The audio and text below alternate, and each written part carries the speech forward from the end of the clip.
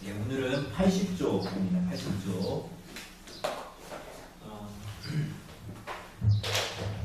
오늘 우리가 영국 잉글랜드 종교개혁사를 끝내려고 하는데 끝낼 수 있을지는 잘 모르겠지만 우리가 보면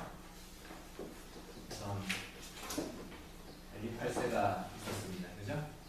그래서 이제 나중에 왕이 된 건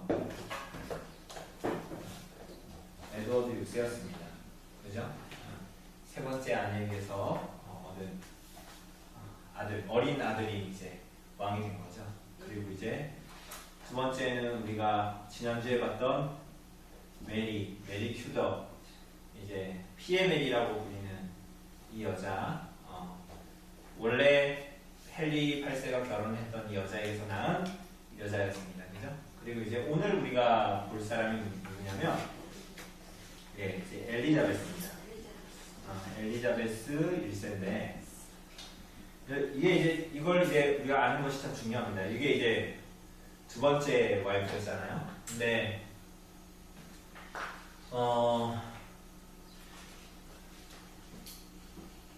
우리가 지난주에 본 것처럼 헨리 8세는 결국은 자신의 이혼 문제 때문에 개신교를 끌어들였고, 그런 상황 가운데에서 개혁적인 무언가를 더 하려고 해도 온전한 개혁으로 못 나가는 거죠. 그걸 원하지 않았습니까, 이 사람은. 그죠? 그런데 이제 에드워드 6세가 이제 즉위하게 되고, 그리고 이제 있었던 크레모나 이런 사람들이 이제 정말 더 개혁에 박차를 가할 수 있었던 거예요. 카톨릭에서 완전 벗어나서 정말 성경대로 교회가 운영이 되어지고, 그리고 이제 그런 내용들을 다 이제 예배도 개혁되어지고, 전부 다 모든 방면에서 개혁되어지는 거. 그 일들을 하다가 에드워드 6세가 몇 년 지나지 않아 죽었습니다. 그죠? 그래서 우리 지난주에 본 대로 누가 그랬습니까? 이제 메리, 피에 메리라는 이 여자가 등극해서 처음에 헨리 8세가 이 엄마랑 이혼하려고 그랬잖아요. 그래가지고 결국 이 사단이 이제 벌어진 거였는데, 그래서 이제 이 메리가 등극하자마자 요 에드워드 6세 때 있었던 이제 종교 개혁자들, 그런 사람들을 지난주에 되겠지 약 300명 정도를 막 공개 처형하라고 막 그랬습니다. 그런데 이 여자도 오래 즉위하지 못했습니다. 일찍 죽어요. 정말 2년인가요? 3년인가요? 정확히 기억이 안 나는데 5년인가요? 네. 죽어버리고, 그러니까 이 개혁자들이 추구했던 이러한 것들을 이 짧은 치세 기간 동안 다 최대한 엎으려고 했지만 다 엎어지진 않았던 거예요. 그리고 우리가 지난주에 본 대로 이 메리가 공개 화형을 시키고 이런 것들을 보면서 국민들은 이때 이 사람들이 정말 자기의 신앙을 지키려고 죽는 것들을 목도하잖아요. 그러니까 이제 국민들의 어떤 시각도 이제 바뀌는 겁니다. 오늘 우리가 볼 거지만 요 시대에 그래가지고 이 피에 메리 때 이 고난받고 죽었던, 박해받았던 요 사람들이 거의 이제 요때에 가졌던 요 신앙이 최고다, 이런 생각을 했던 거예요. 그런데 이 개혁되어진 교회는 계속 개혁되어져 가야 되거든요. 불완전한 개혁이 있었단 말이에요. 개혁되어지지 못한 부분들이. 그런데 엘리자베스가 와서 어떻게 했습니까? 오늘 우리가 볼 거지만 피에 메리가 다시 카톨릭으로 돌이키려고 했던 것을 다시 어디로 돌이킬까요? 여기로 돌이키려고 하는데 이제 여기가 관건입니다. 돌이키려고 하는데 엘리자베스가 여기 이 시대에 이루었던 개혁 이상을 안 나가려고 하는 거예요. 더 이상 요 때면 됐지, 요 정도면 됐지, 더 이상의 개혁은 원하지? 쉽게 얘기하면 그 정도 미리면 주일날 교회 가면 됐지. 아니야. 그래도 주중모임도 가야 돼. 그러니까 엘리자베스가 어떻게 하는 거야? 안 돼. 그러니까 너는 요 때는 그것까지만 했잖아. 이런 식으로 된 거야. 그러니까 이 개혁자들은 계속 우리가 오늘도 볼 거지만 토마스 카트라이트나 이런 사람들을 보면 계속 이제 첨언을 하는 거예요. 이 여왕한테. 야, 우리 계속 개혁해, 이렇게 개혁해야 되고, 야, 사실은 그거는 그게 아니야. 뭐 이렇게만 하니까 엘리자베스는 어때요? 귀찮아. 그래서 막 사람 종교개혁자들 잡아오기도 하고 막 그럽니다. 결국은 절대 왕정을 이루려고 하고요. 엘리자베스의 목적은 왕이니까 그겁니다. 그런데 이제 어쨌거나 엘리자베스가 결혼했어요, 안 했어요? 엘리자베스 결혼 안 했습니다. 결혼 안 하고 죽고 이 왕가가 튜더 왕가거든요. 튜더 왕가. 헨리 튜더, 메리 튜더 이렇게 됩니다. 튜더 왕가인데 튜더 왕가가 이제 엘리자베스를 끝으로 막을 내립니다. 우리가 이거 이제 엘리자베스 1세 때 어떤 일이 벌어졌는가를 우리가 좀 보려고 합니다. 엘리자베스 1세 성공회로 돌아간다. 그런데 목표는 절대 왕정이다. 우리 허집사님 읽어주세요. 종교 개혁자들은 새로운 여왕을 열렬히 환영합니다. 헨리 8세 둘째 부인이 낳은 딸이니까 개신교도일 거야. 최소한 블러디 메리보단 낫겠지. 어쩌면 적극적인 종교개혁 마인드를 가지고 있을 거야 라고 기대했습니다. 그런데 한 가지 문제가 있었습니다. 예상대로 여왕은 즉시 짓고 다음과 같이 딱 선언했습니다. 우리는 다시 성공회로 돌아간다. 우리 아빠가 교회를 잘 기억했던 거요. 좋습니다. 그런데 문제는 여왕이 주된 관심사가 있었는데 사실입니다. 네, 주된 관심사가 절대 왕정 확립이었다라는 거예요. 이제 왕권을 굉장히 이제 절대적인 왕권을 확립하는 게 이 엘리자베스의 목적이었습니다. 네. 당시 유럽의 왕들은 너나 할 것 없이 절대 왕정 체제를 구축하는 일에 온 정신을 쏟았습니다. 에스파냐가 그러했고 프랑스 또한 그러했습니다. 잉글랜드 역시 이런 분위기를 피할 수 없었는데 더구나 남자도 아닌 여자가 왕위를 지켜야 한다더니 엘리자베스 6세는 그 무엇보다도 왕권 강화가 가장 많은 노력을 기울입니다. 이게 왜 문제가 되냐면 이것이 교회에 관련이 있었기 때문입니다. 네, 자 여기 제가 한번 읽어볼게요. 주교 임명권으로 국교회 확립. 당시 유럽 사회에서 왕권을 강화하려다 보면 반드시 종교 문제를 해결하지 않을 수 없었습니다. 왕권이 교권을 얼마나 잘 조정할 수 있느냐가 중요한 과제로 부각되는 겁니다. 우리가 봤잖아요. 막 그 왕과 교황과의 막 힘겨루기 그런 게 있었다 그랬잖아요. 그죠? 그래서 여왕은 이 엘리자베스는 당장 교권부터 장악했습니다. 교권을 장악했대요. 그래서 교황이 하던 일을 왕이 할 수 있다고 하는 것이 성공의 정치 제도의 핵심입니다. 그렇죠? 우리 지금 영국 성공에 얘기하는 겁니다. 그죠? 아버지 때로 돌아가니까. 대표적인 것이 바로 주교를 누가 임명하느냐의 문제입니다. 고위 성직자인 주교를 왕이 임명하면 어떻게 될까요? 주교는 임명권을 가진 왕에게 굽신거릴 수밖에 없지요. 예를 들면 이런 겁니다. 제가 목사잖아요. 근데 목사를 대통령이 임명해. 엄연히 교회 목사를. 모든 교회 목사들을. 그런 거 딱 그렇게 생각하시면 돼요. 그러면 당연히 목사나 이런 사람들은 정치의 눈치를 보는 겁니다. 그럼 이제 이게 약간 좀 그래요. 지금 요즘에 이번에 그 세금, 종교인 세금 문제가 나오지 않습니까? 근데 그거 되게 이제 좋은 것 같지만 그게 사실은 교회 등록하고는 좀 거리가 있는 얘기입니다. 그런데 뭐 사람들은 그렇게 생각하잖아요. 종교세를 받아야 된다. 기독교인들 왜 안 내냐 이런 식으로 하는데 사실은 보면 실제로 세금을 낼 수 있는 종교인이 10%도 안 돼요. 대부분의 목사들은 저도 강제교회에 있을 때 그랬는데 기초수급자예요. 기초생활수급자. 그걸 뭐라 해요? 차상위 계층이라고 그러나요? 제가 그거였거든요. 그러니까 거의 대부분의 목사들은 차상위 계층, 차차상위 계층 정도인 거죠. 그러니까 만약에 세금을 내면 물론 그렇게 생각할 수도 있죠. 저 사람들 나라에서 어떤 지원을 받겠구나. 그 거의 90%의 목사들은 나라의 지원을 혜택을 받을 수 있게 되거든요. 세금을 내면. 실제적으로 세금을 많이 내는 사람들은 많이 없으니까. 대형교회가 그렇게 많지 않으니까. 그런데 이것은 사실 또 다른 문제를 이야기시킵니다. 교회와 정부, 정치와의 관계. 그러니까 우리가 뭐 한창 우리나라 문제가 되는 게 이번에 개혁하면서 김상조 막 이런 사람 되면서 김상조 맞죠? 네, 되면서 뭡니까? BBQ 가격을 갑자기 막 올린다 그러니 내렸는데 치킨 가격을 어쨌거나 그 정치와 이 경제가 이렇게 같이 손잡으면서 부패가 시작되는 거잖아요. 그죠? 서로 이권 때문에. 그런데 그게 사실은 이 당시로 보면 정치와 교회 관계에 있었단 말이에요. 당시에 모든 사람들은 거의 종교가 없는 사람들이 없었거든요. 대부분이 카톨릭이었으니까. 다 카톨릭이었으니까 거의 100%가. 100%가. 어쨌거나 주교는 임명권을 가진 왕에게 굽실거릴 수밖에 없게 되는 겁니다. 그래서 넘어가면 왕이 그것만 할 수 있다면 교회 전체를 저절로 마음대로 할 수 있다는 계산이 나오는 겁니다. 그럼 절대 왕권을 자기가 줄 수 있으니까. 막 옛날에 그 누굽니까?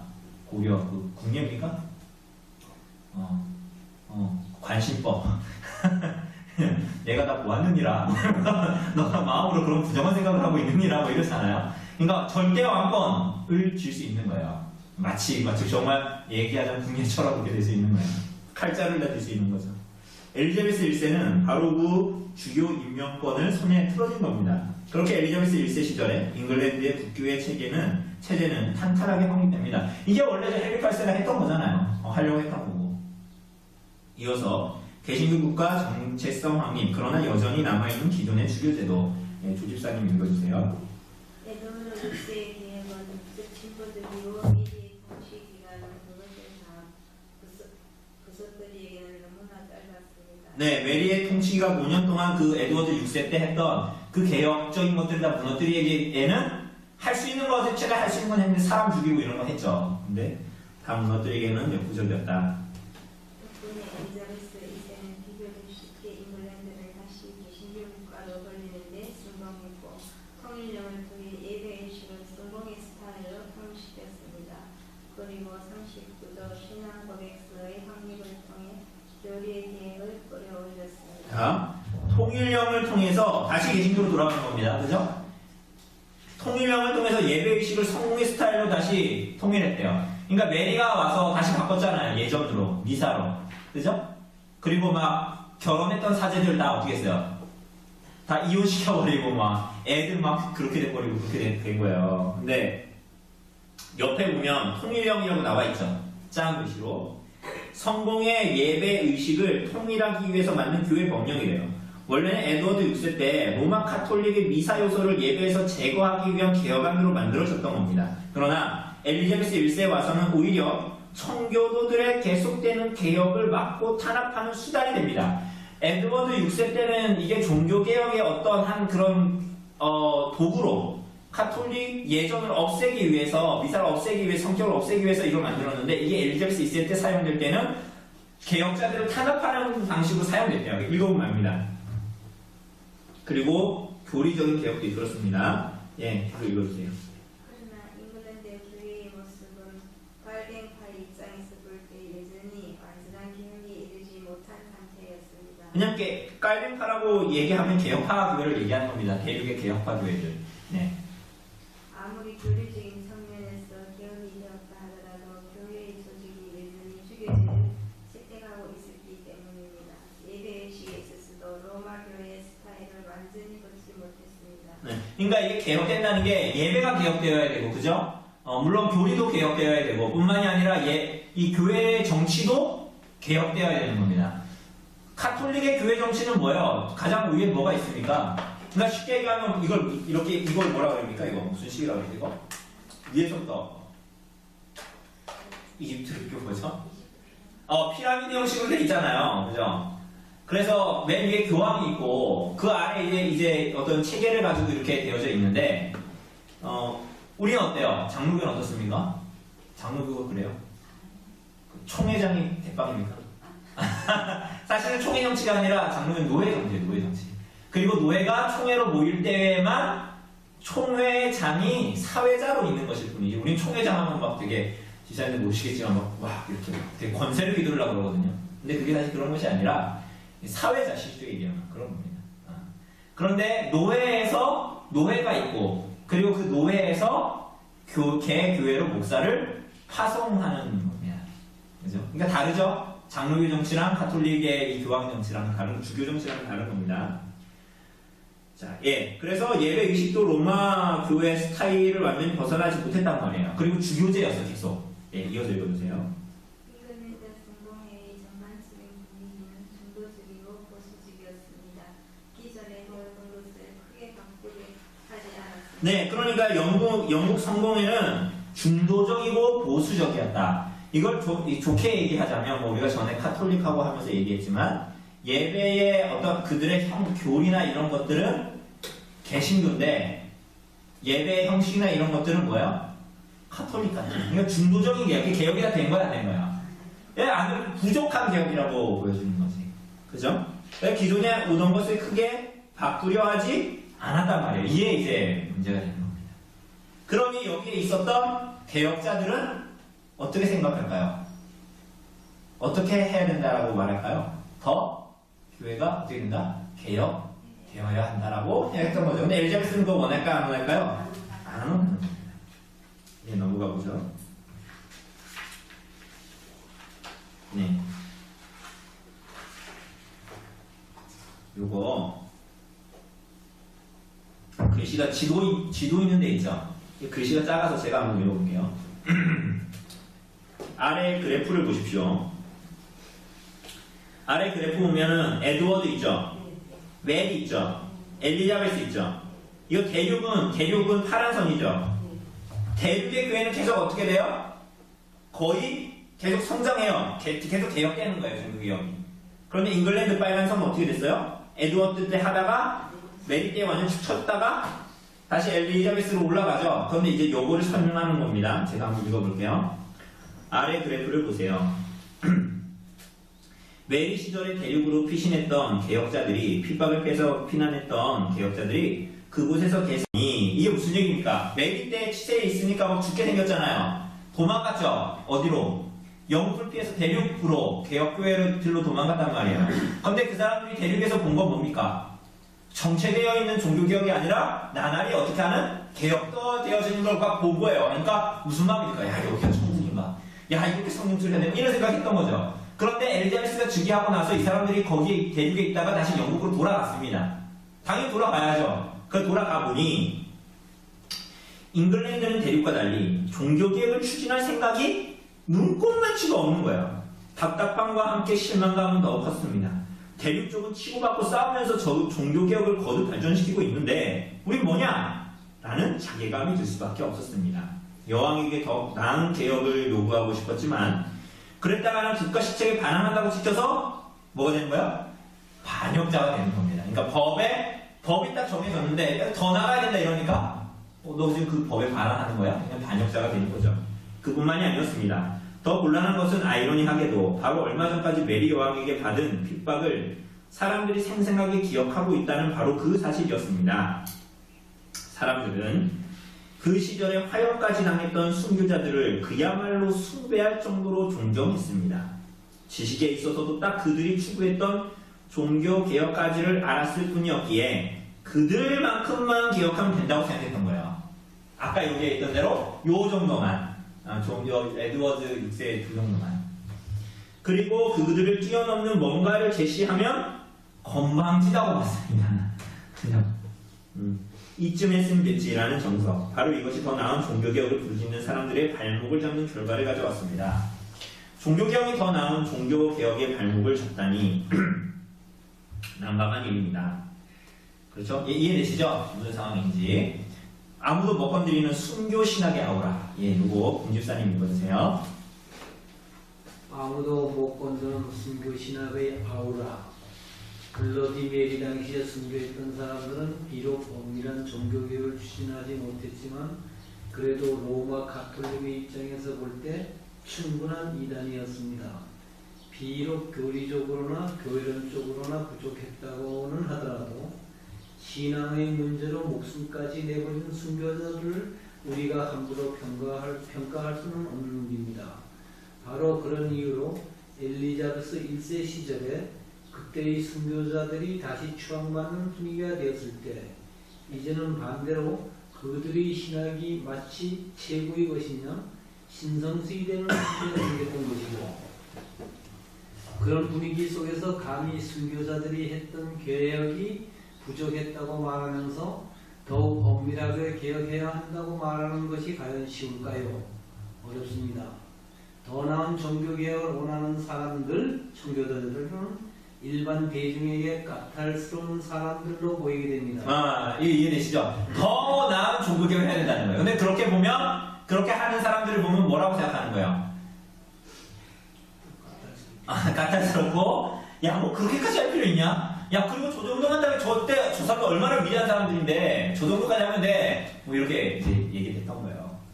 네, 읽어주세요. 사제를 다 없애야 합니다. 사제를 연상시키는 성직자 가운을 벗어야 합니다. 이런 식의 주장은 당시 잉글랜드 국민 대다수의 호응을 얻기 어려웠습니다. 바로 이런 현실적인 벽이 종교개혁의 발목을 잡는 새로운 문제가 되어버립니다. 네, 이 사제, 지금 주교제잖아요. 여전히 카톨릭은 이 영국 성교는 주교제였단 말이에요. 근데 개혁자들, 그 대륙의 개혁교회는 안 그랬죠. 주교제가 아니었단 말이에요. 그런 흔적들이 사라져버렸고. 또 여기에 보면 사제를 연상시키는 뭘 없애야 된다고요? 성직자? 성직자 뭐요? 성직자 가운. 그러니까 성직자 가운 왜 없애냐면 미사 때 카톨릭이 입는 이 사람이 막 잔을 나누고 막 이럴 때 있잖아요. 이 떡을 나누고 이럴 때 보면 그 자체가 미사 제사이기 때문에 그 사람이 뭔가를 입으면 우리 전에도 얘기했죠. 초반에 사제주의 얘기하면서 하나님과 우리 사이에 중보자처럼 이 사람이 어떤 그런 존재를 입는 거다라고 자꾸만 연상이 되니까 그거 없애라는 거예요. 그거 입을 필요가 왜 그거 입냐? 저도 안 입잖아요. 성탄한테 안 입잖아요. 근데 왜 그거 입냐는 거예요. 그걸 연상시키는. 그런데 이제 성공의 측은 뭐냐면, 야, 개혁 많이 했잖아. 야, 그거 입으면 어때? 정신은 안 그렇잖아. 뭐 이런 거 있잖아요. 이렇게 되는 거예요. 야, 정신은 안 그렇잖아. 그냥 겉으로는 남아있고 그냥 그렇게 하는 거지. 야, 그거 하면은 여기 있는 어르신들이 어려워해. 그렇게까지 하지 마. 이런 식으로 되는 거예요. 그죠? 그래서 종교개혁자들도 크게 두 갈래로 의견이 갈립니다. 여기서 이제 두 사람이 얘기하는 거예요. 이건 엘리자베스 측이 되겠죠. 성공의 측이 되겠죠. 야, 적당히 좀 하자. 우리 모두가 동의할 수 있는 수준이라는 게 있잖아. 여기까지 한 것도 잘한 거야. 이거 우리한테 되게 익숙하지 않아요? 최소한 피에 메리 시대보다는 확실히 낫지 않냐? 까다롭게 굴면서 너무 오버하다가 그나마 가진 것도 빼앗길 수 있다. 이런 얘기 하는 겁니다. 반대는 뭐라 그러냐? 개혁자들은 아니다. 하나님께서 원하시는 교회의 모습은 앞으로 한참을 더 달려야 된다. 개혁되어지기 위해서 계속 개혁되어져야 되는 거야. 언제까지 여기서 머물 셈이냐? 순교자들의 신학은 물론 존중받아야 하지만 그들의 신학은 아주 초보적이었던 거야. 더 배우고 더 고민하여 더 좋은 종교개혁을 이루어야 되지 않겠냐? 이렇게. 네, 우리 국립사님 이어서 읽어주세요. 여러분은 어떤 주장이 설득력 있다고 생각하십니까? 이후의 역사는 바로 이런 두 주장이 서로 싸워가는 역사입니다. 여기서 후자의 생각, 즉 더 순수한 개혁을 열망하는 사람들을 가리켜 청교도라고 불렀습니다. 특히 제네바에 가서 공부했던 칼뱅의 종교개혁으로 세워진 교회를 직접 보고 경험했던 사람들은 청교도 중에서도 더욱 엄밀한 사람들로 꼽혔습니다. 그들이 추구하는 방식은 오직 성경대로였습니다. 그들은 주변 눈치를 봐서 소신을 급히거나 하는 사람들이 아니었습니다. 대표적인 인물이 토마스 카트라이트입니다. 야, 무서운 사람들이죠. 웬만한 게 아니라 눈치를 봐서 소신을 굽히는 사람들이 아닙니다. 오직 성경대로. 토마스 카트라이트와 팜플렛 전쟁. 예, 우리 이거 허집사님 좀 읽어주세요. 토마토 카트라이트는 여왕님, 이건 아니지요 라며 우리도 제대로 된 개혁을 해야 한다는 민주의 청원서를 발표합니다. 그러나 여왕은 단호한 포고문으로 응대합니다. 그 정도 했으면 됐지 뭘 더 바르니 딴소리 하지 말고 분위기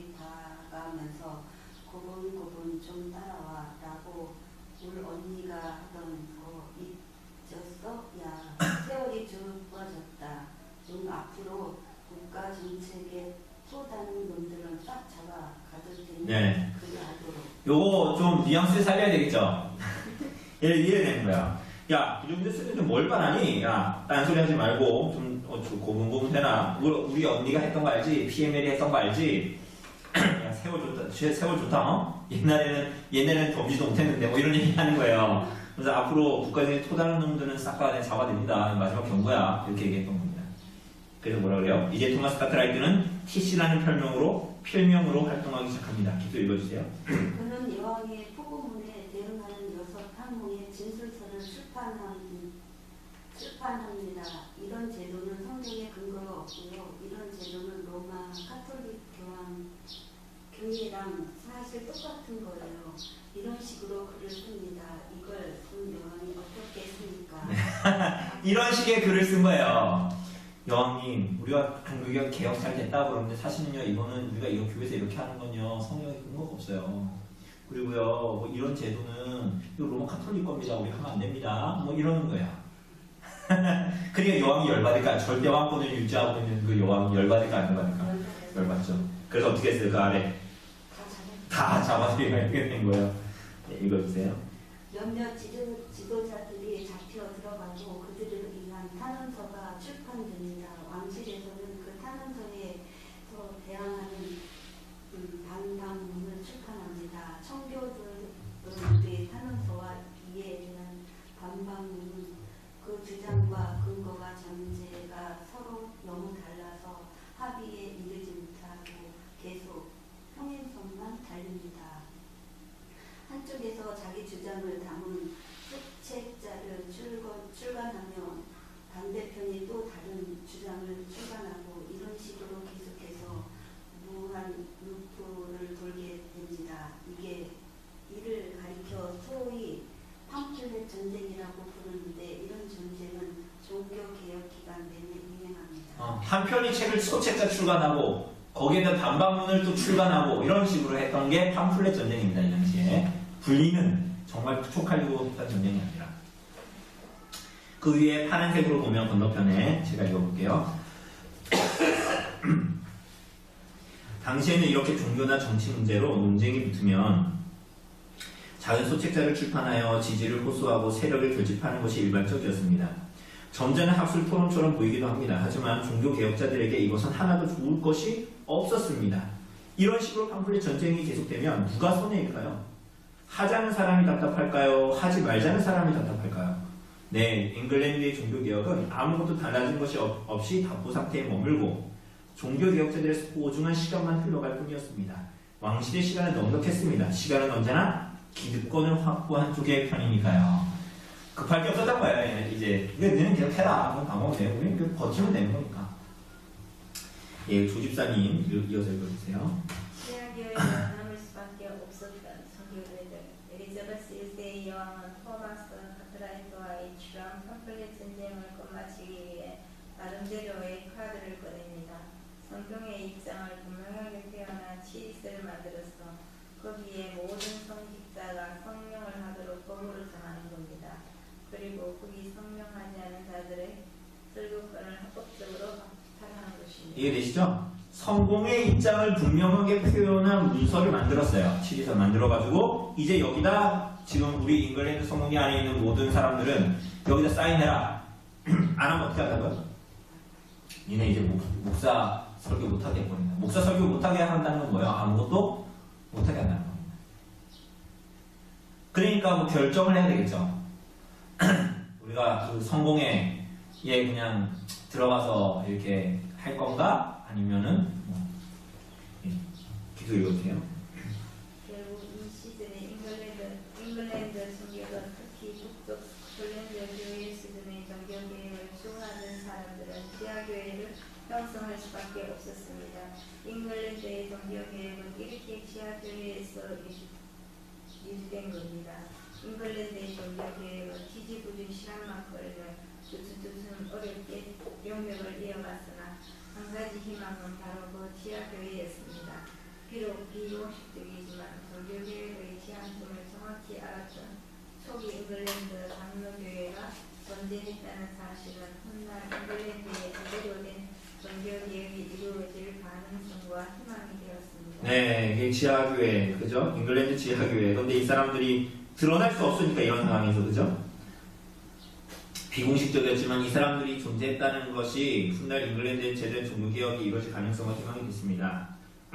예, 읽어주세요. 그들은 어려움 속에서도 성경을 부지런히 공부했고 설교자들을 훈련시켰으며 교회 안에서 무엇이 합리적인 의사결정 구조이겠는지를 좀 고민했습니다. 비록 시대는 어둡고 참된 교회는 연약해 보이지만 하나님께서는 그들 상황 속에서도 교회를 보호하셨습니다. 그리고 약 50년의 뒤 하나님께서는 그들은 준비시킨 이 교회를 특별히 사용하시게 됩니다. 네, 정말 하나님께서 부르신 하나님의 백성들 그리고 이 하나님의 말씀대로 하고자 하는 이 교회 이들이 포기하지 않고 비록 비공식적이고 지하교회적인 어떤 그런 모습을 가지고 있었지만 이들이 놓치지 않았던 것이 바로 이것입니다. 성경에서 뭘 얘기하고 있는가? 성경은 우리에게 하나님의 말씀은 뭘 원하는가? 그것이 국가적으로 어떤 성공회처럼 그런 모양으로 나타나고 우리가 떳떳이 그렇게 할 수는 없을지라도 그들의 초점은 하나님께 하나님 원하시는 게 무엇이냐 이었던 거야. 그러니까 우리는 이렇게 타협할 수 있잖아요. 여러모처럼. 그리고 어떤 면에서는 우리 초기의 기독교가 일제시대 때 한 것처럼 야 지금은 살아야지. 지금은 살아야지. 그러니까 어떻게 하는 거야? 우선은 사인하고 야 성공에 들어가 있어야지 우선은. 물론 제가 봤을 때 하나님께서 그걸 적절히 사용하시기도 하지만 그 가운데 정말 하나님의 말씀이 무엇인가에 대해서 치열하게 하나님 앞에 실제로 살려고 했던, 타협하지 않고 살려고 했던 이 사람들이 있었기 때문에 우리가 이제 보는 웨스트민스터 관련된 문서들이 나올 수 있는 어떤 기반과 토대가 되었다는 것을 우리가 좀 기억할 수 있어요. 만약에 이들이 다 포기했다면 글쎄요, 역사를 다시 뭐 반복해서 이렇게 시간이 가게 할 수는 없지만 하나님께서 이들을 훌륭하게 사용하셨다는 것을 볼 수가 있습니다. 예, 여기까지가 잉글랜드 교회 이제 우리가 다음에 또 볼 거지만 잉글랜드에 대해서 어쨌거나 여기까지가 되고 우리가 다음 주에는 스코틀랜드. 지금 우리가 본 것은 잉글랜드 중거리다 했잖아요, 그죠? 그런데 이제 제3화는 스코틀랜드 준비되다. 잉글랜드가 아래 있고 위에가 스코틀랜드죠. 예, 이제 스코틀랜드의 존 락스의 장로교가 어떻게 이제 태동하고 나타나는가 그 내용들을 볼 겁니다. 집사님 여기 뒤에 보면 우리가 읽은데 바로 뒤에 보면 잉글랜드 최초의 장로교의 탄생 그리고 잉글랜드의 종교개혁자 토마스 카트라이트 아까 나왔던 사람 있죠? 그죠? 요거 집에 가서 천천히 한번 읽어보세요. 시간 있을 때 재밌으니까 천천히 읽어보고 이 사람이 이랬구나 라는 것을 우리가 기억하고 그렇게 했으면 좋겠습니다. 예, 질문 있으십니까?